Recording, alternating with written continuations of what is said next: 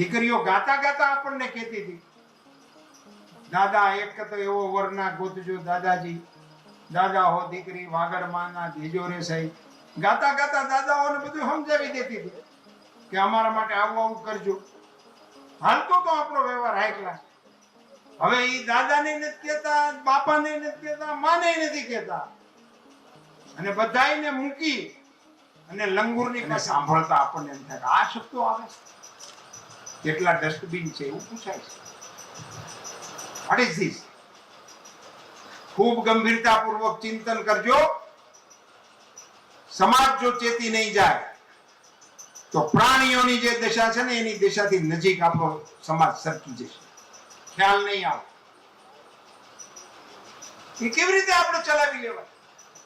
એ આપણે ઉમાના સંતાનો, તમે એમ કહો બોલો ઉમિયા માત કી જય. અને છોકરી હાગમ ટેમાળ દેવી નથી, સંયુક્ત કુટુંબમાં દેવી નથી, દાદા ભાઈ હોય તો દેવી નથી, ગામડે દેવી નથી. તો આપણે ઓરિજિનલ આખી આઈટમ જ ગામડાની છે. નવેસરથી સંયુક્ત કુટુંબની કલ્પનાઓ આપણે કરવી જોઈએ. એ સંયુક્ત કુટુંબની દિશામાં એ બાળકોની અંદર ઘડતર કરવા માટે સંયુક્ત કુટુંબ બહુ જરૂરી છે.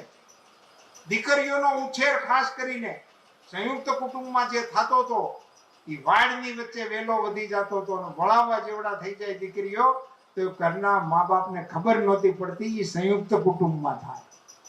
હવે તો આપણે જ દીકરીઓને એકલી પાડી દીધી, પરિવારે જ એની એકલી પાડી દીધી, અને ઉપરાંત એને બધી સગવડ આપી ફોન ની. અને પછી 400 મહિને સમાચાર આવે કે કાલ બપોરથી ફોન નથી લાગતો. એ હવે નથી લાગવાનો. એનીથી આપણે કાળજી રાખવાની જરૂર છે. અને એમાં પણ મારો મત છે કે માતાઓ અને દીકરીઓ વચ્ચેનો સંવાદ જે ઘટ્યો છે એને કારણે પણ દીકરીઓની આ સ્થિતિ છે એવો મારો મત છે. થોડોક સમય આપો. દીકરીઓ સાથે નજીકતા હોવી જોઈએ. દીકરીના મનમાં કોઈ વિષય વિચાર આવે તો એ માં સામે ખુલીને કહી શકે એવી સ્થિતિ હોવી જોઈએ.